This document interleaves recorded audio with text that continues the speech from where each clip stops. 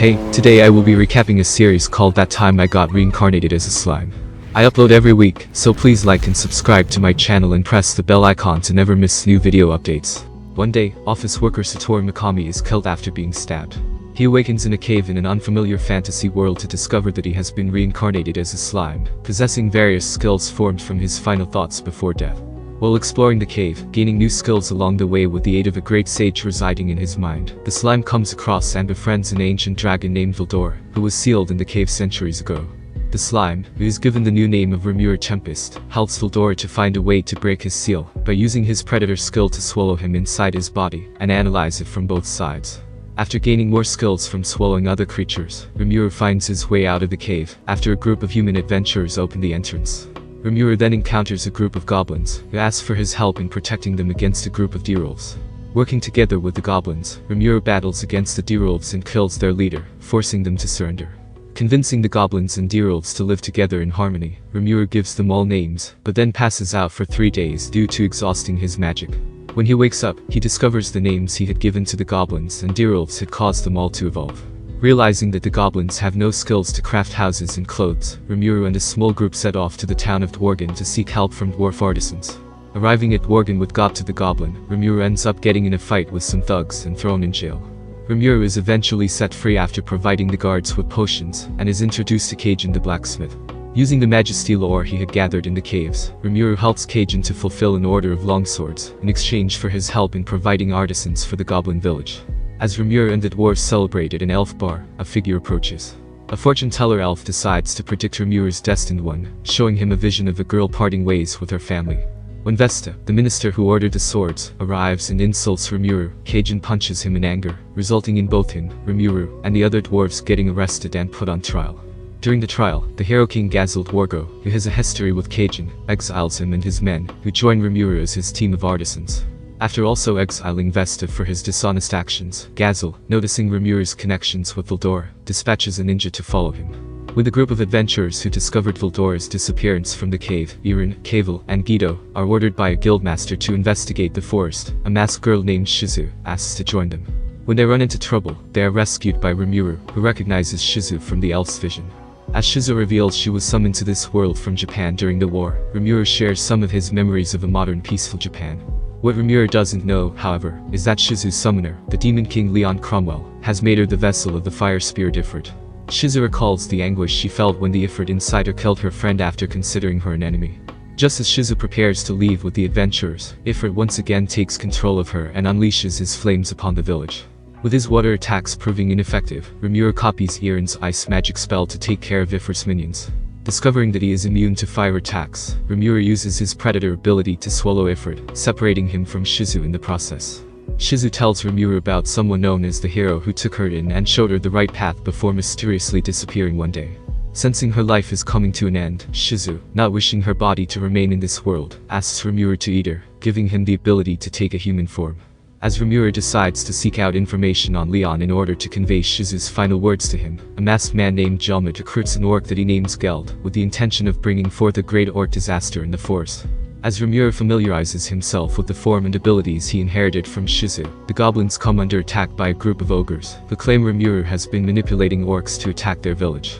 After a show of strength, Rimuru manages to convince the ogres that he is not their enemy, and invites them to the goblin village to talk things over. Learning that the orcs who attacked the ogre village were being led by a masked magician, Rimuru proposes that the ogres join him as his subordinates.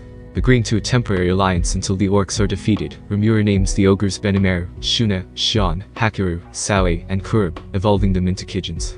Meanwhile, the chieftain of the lizardmen, sensing an orc lord, is controlling the thousands of orcs heading their way, sends his son, Kabiru, to enlist help from goblins. It has been a few days since Benimaru and other ogres joined Rimuru. Kabiru arrives at Rimuru's village to try and get everyone to serve under him to fight the orcs. Gopta is sent in to duel against Kabiru, defeating him quickly with the skills he's learned, and forcing the lizardmen to retreat. Later, Rimuru is approached by a dryad named Trainee, who asks him to defeat the Orc Lord. Trainee explains that the Orc Lord has used a unique skill starved on the orcs, causing them to constantly crave sustenance, go berserk, and even eat their own to gain more power.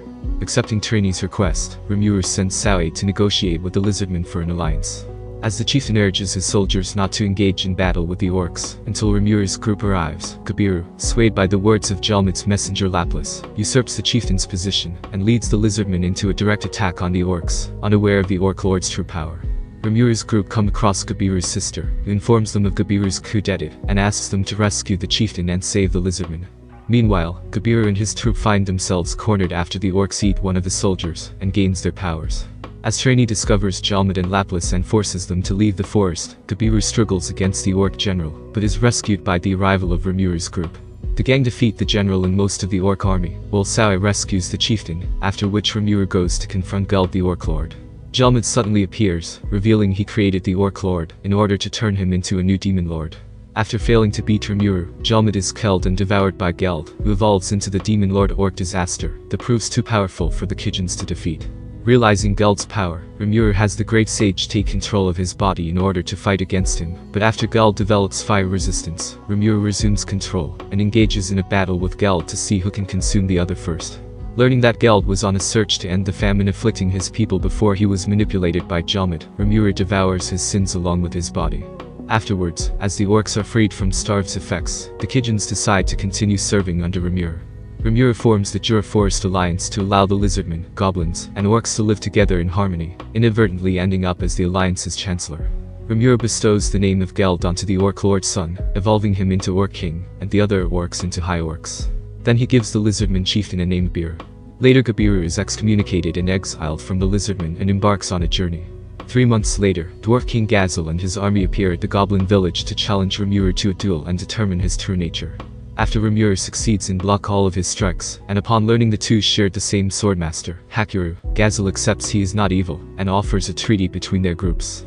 The Rimuru Tempest Federation is formed and recognized as an official nation. 2 days after forming an alliance with Rimuru, Gazel visits again, bringing Vesta, who apologizes to Rimuru and Kajin for the trouble he caused in the past, and begins to work for them as a researcher. Gabiru and his sister, along with several other lizardmen, also become Rimuru's servants, evolving into dragonutes after Rimuru names them. Some time later, Milim Nava, one of the demon lords, takes an interest in the Jura Forest after the orc lord's defeat, and approaches Rimuru. Fearing for their master's safety, Ranga and the Kijins appear to defend Rimuru, but can do little against her overwhelming power. In the end, Rimuru calms Milim down by putting some honey into her mouth, and the two become friends, with Milim deciding to live at the village with him. Despite being relieved that she will not attack them anymore, Rimuru's council gets concerned with Milim and Rimuru's new friendship, as the other demon lords can view it as a threat to their own balance of power. Vesta succeeds in developing a full potion to equal Rimuru's potions, prompting Rimuru to attempt negotiations to develop low potions in the city. Just then, Phobio, beastkeeper of the demon lord Carrion, comes to Tempest with the intent of taking it over, but is promptly dealt with by Milim before Rimuru resolves things peacefully. Offering Milim a new weapon in exchange for information, Rimuru learns that the other demon lords have their sights set on him for foiling their plan to create a puppet demon lord. Later, the Boer Survey Corps led by a man named Yaum, joined Iran's party, come to Tempest, where Rimuru asks them to take credit for defeating the Orc Lord. Meanwhile, the demon lord Clayman takes an interest in a powerful beast known as Charybdis, and sends Tyr the Harlequin to investigate. While Phobio fumes over his humiliation at Milim's hands, Tyr and Footman, two of Clayman's Harlequin, approach and convince him to become a demon lord himself, so he can get revenge on Milim. All he must do is let Charybdis possess his body and maintain control. Phobio breaks the seal on Charybdis. Tyr reveals she was under orders to revive Charybdis and send it Milim's way. Trainee's sister, Trya, warns Rimuru of the revival. Born from a cloud of Veldor's magicules, Charybdis is the mindless ruler of the skies, focused only on destruction. It has summoned 13 Megalodon from the spirit world to aid in its rampage, and is heading to Jur. Rimuru and the Dworgen Empire prepare for battle. Assisted by 100 Pegasus Knights from Dworgen, Rimuru's forces destroy the Megalodons and attempt to destroy Charybdis with a full-scale attack, but fail. Rimuru then battles Charybdis himself, only to discover it is possessing Phobio, and its true target is Milim. By Rimuru's request, Milim defeats Charybdis while sparing Phobio's life. After the battle, Phobio apologizes for all the trouble he caused, and his master, the demon lord Carrion, establishes a non-aggression pact with Tempest. Rimuru and the others finally discovered that all the troubles they had faced recently were caused by Clayman's Harlequin. The city celebrates its victory with filleted Megalodon. That night, Rimuru has a dream about Shizu's regret over not being able to help her students, 5 children brought to this world. Rimuru goes to the kingdom of Ingrassia with Ranga to see them. There, he meets Yuki Kagurazaka, the Grand Master in charge of the children, a teenager himself. Yuki arranges for Rimuru to teach Shizu's students, but warns him that while the two of them are otherworlders who came here, the children are summons meant to be weapons for the summoner. They have so much energy in their young bodies it will kill them within 5 years. Rimuru vows to honor Shizu's wish and find a way to save them. Rimuru states that it has been 2 years since he was reincarnated in this world, thus putting Millam's arrival at least a year after the Orc Lord incident. Shizu's students don't show Rimuru much respect, so he decides to show them the difference in their skill in a series of duels. Kenya uses fire magic, Chloe water magic, Gale fires magic bullets, Ryota uses body enhancements, and Alice uses puppetry to control toys to attack him. They lose and accept him as sensei. Rimuru visits Trainee, believing the children will survive if inhabited by superior spirits, since Shizu was summoned as a child but lived to adulthood, possibly because of Ifrit.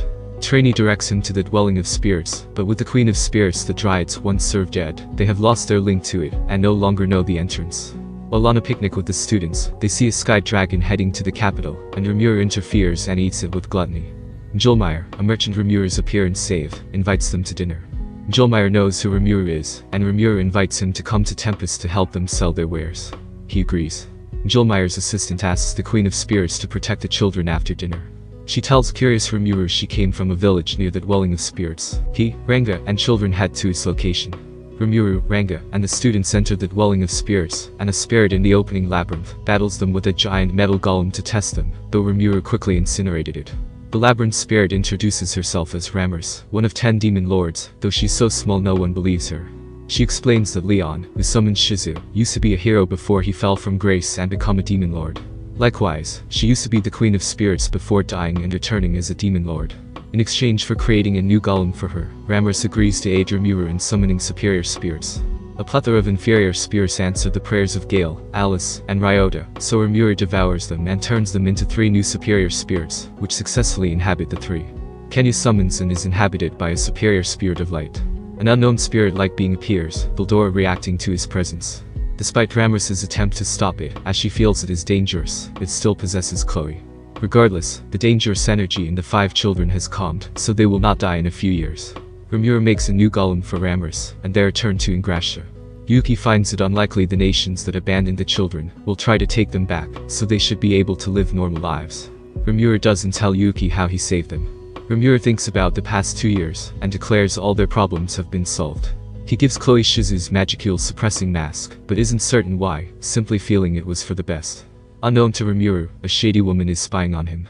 A dying woman summons a demon to avenge her and her partner, and the demon agrees to her request, deciding it would be an amusing distraction. Shizu's memory. Shizu is summoned to the kingdom of Fieldwood with other adventurers to stop a demon from taking its remains under the castle and reviving. Upon hearing the Silver Wings, a pair of famous adventurers were killed by the nameless demon. Some try to withdraw. The minister refuses to let them leave, revealing some are possessed by demons, which causes paranoia among the group. One of the crowd, the demon from before, starts laughing, claiming the knight summoned the lesser demons but does not explain. Hired to kill a demon, he reveals he intends to kill all the other adventurers present to find the responsible party. Shizu refuses to let that happen and duels with the being, who calls himself Kuro. One of his blows is reflected by Shizu's mask and takes off his arm. He decides to withdraw, saying the fight was amusing because Shizu was able to hurt him. Afterwards, Shizu recalls how Leon told her the most powerful demons were the progenitors, known by colors like rouge, red, and noir, black. One of the knights summons her to king and takes her beneath the castle.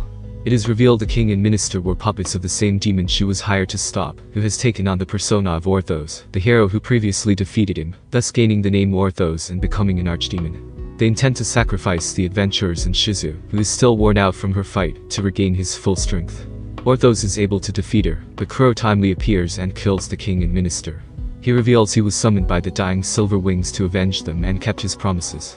He scolds Orthos for being overconfident despite being a dependent of Rouge and destroys his soul. Officially, the king and minister were killed by Kuro, who Shizu then defeated. As long as they keep their story straight, Kuro says he has no reason to target Shizu before leaving. In the post-credits, Kuro observes Rimuru through a scrying glass, and declares that next time Rimuru will lead him to the truth of this world. Thank you for watching, please like and subscribe for more.